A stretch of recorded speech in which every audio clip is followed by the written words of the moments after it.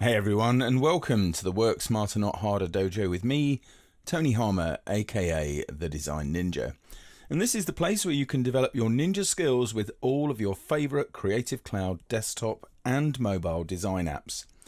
In this movie, we're going to take a look at something that was actually raised as a question via my Facebook page from one of the lovely people that follows, hey Leanne, and it's about Coustard, the font Coustard. So they had a customer who insisted on using this font, and it's available from Google Fonts. So if you have the Sky Fonts app installed on your machine, you can get fonts from a range of different places.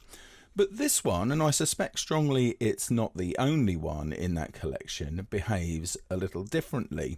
So if you look at it at the moment, it's 93 points in size. What I'm going to do is just transform that up. I'm going to tap E to get the free transform tool, hold down Shift, keep it regular, and then drag outwards like so.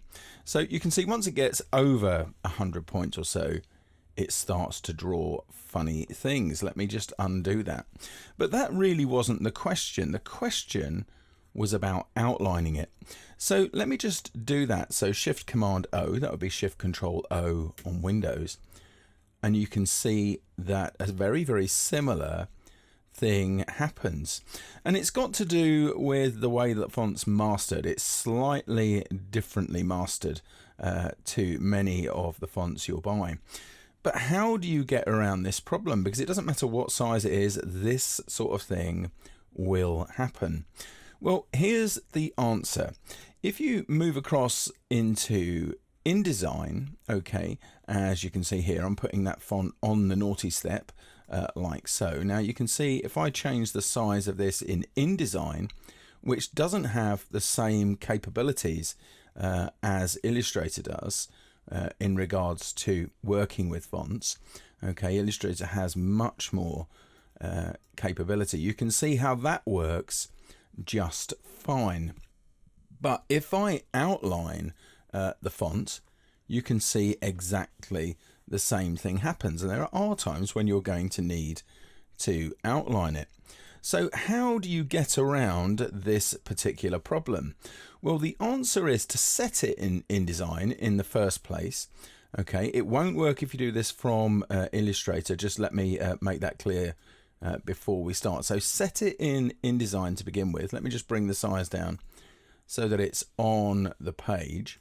Okay, and then export it as a PDF using a PDFX preset. So if I just do Command E, Control E here, and I'll just call this one, I don't know, font outline just there. Okay, like so. And make sure it's a print ready PDF that you're doing. So PDFX1, that's the lowest of the PDFX standards. That's the graphic exchange format. Okay, everything else here should be just about fine. Okay, what we're going to do though is make sure that we can view the PDF after exporting, just to save ourselves a little bit of time, and then just hit export. It should only take a moment for it to do that because there's not a lot in it at all. And you'll see here it is inside of Acrobat.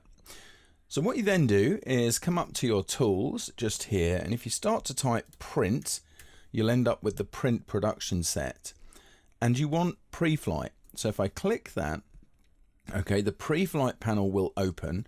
Now if you've never opened this before, it might take it a moment or two because it loads all of these fix-ups.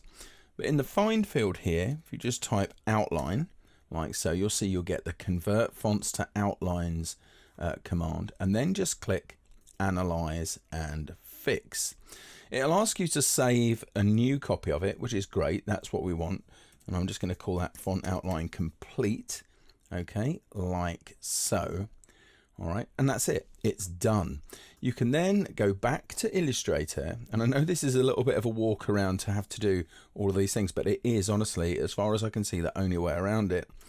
And then just open up that particular file like so. So here I go. If I go font outline complete, just there, you'll see, there you go. You've got outlines. All you'd need to do would be to group those together into words or to one whole thing. okay, and you're sorted. You've got the outlines that you need. Bit of a walk around, I know, to have to do that, but sometimes you've got to hack in this particular way.